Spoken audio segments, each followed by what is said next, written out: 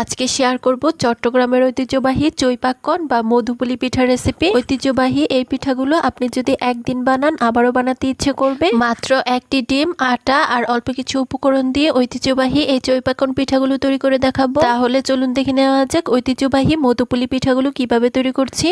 প্রথমে চুলায় একটা কড়াই দিয়ে দিচ্ছি 2.5 কাপ পরিমাণ লিকুইড দুধ, তারপর অ্যাড করে দিচ্ছি হাফ চা চামচ লবণ, তারপর অ্যাড করে দিচ্ছি 1/4 কাপ চিনি। মিষ্টির পরিমাণটা যার যার স্বাদ অনুযায়ী দেওয়া যাবে, অর্থাৎ যে যেরকম মিষ্টি খেতে পছন্দ করেন ঠিক তেমনটাই দেওয়া যাবে। তারপর অ্যাড করে দিচ্ছি 1 চা চামচ ঘি। ঘিয়ের পরিবর্তে এখানে তেল কিংবা বাটারও দেওয়া যাবে, তবে ঘি দিলে পিঠার মধ্যে খুব সুন্দর একটা স্মেল পাওয়া যাবে।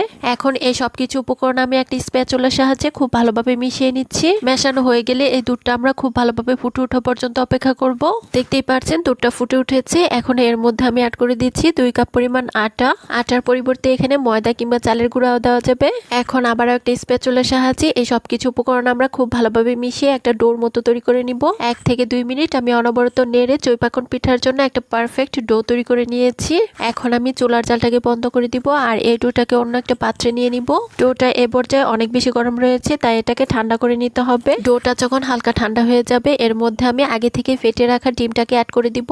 এখানে আমি একটি ডিম ফেটিয়ে নিয়েছি, তবে সম্পূর্ণ ডিমটা আমাদের লাগবে না, অর্ধেকটা পরিমাণ ডিম আমাদের এখানে লেগেছিল। এখন আমি হাত দিয়ে খুব ভালোভাবে মথে পিঠার জন্য একটা সফট ডো তৈরি করে নিব। ডোটা 1 থেকে 2 মিনিট মথে নেওয়ার পর এর মধ্যে আমি অ্যাড করে দিচ্ছি 1 টেবিল চামচ বেকিং পাউডার। এখন আমি এই ডোটাকে খুব ভালোভাবে মথে নিব।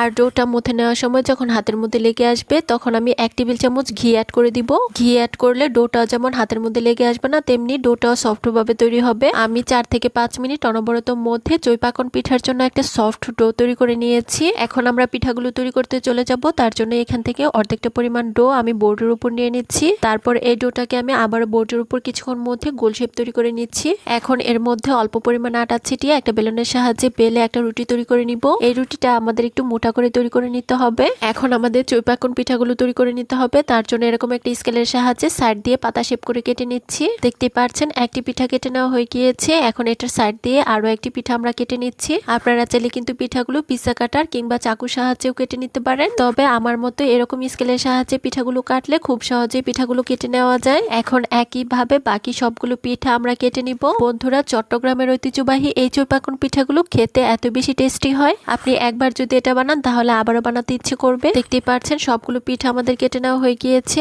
এখন এই পিঠাগুলোকে আমরা ভেজে নিব। তার জন্য চুলায় একটা প্যানে পর্যাপ্ত পরিমাণ তেল গরম করে এর মধ্যে একে একে পিঠাগুলো ছেড়ে দিচ্ছি। পিঠাগুলোর একটি পাশ হয়ে এলে এগুলোকে আমি উল্টে দিচ্ছি আর উল্টে পাল্টে পিঠাগুলোকে আমি গোল্ডেন ব্রাউন কালার করে ভেজে নিব। দেখতে পাচ্ছেন পিঠাগুলোর মধ্যে খুব সুন্দর একটা কালার চলে এসেছে। এখন আমি এগুলোকে একটা স্ট্যান্ডের সাহায্যে তুলে নিব আর একইভাবে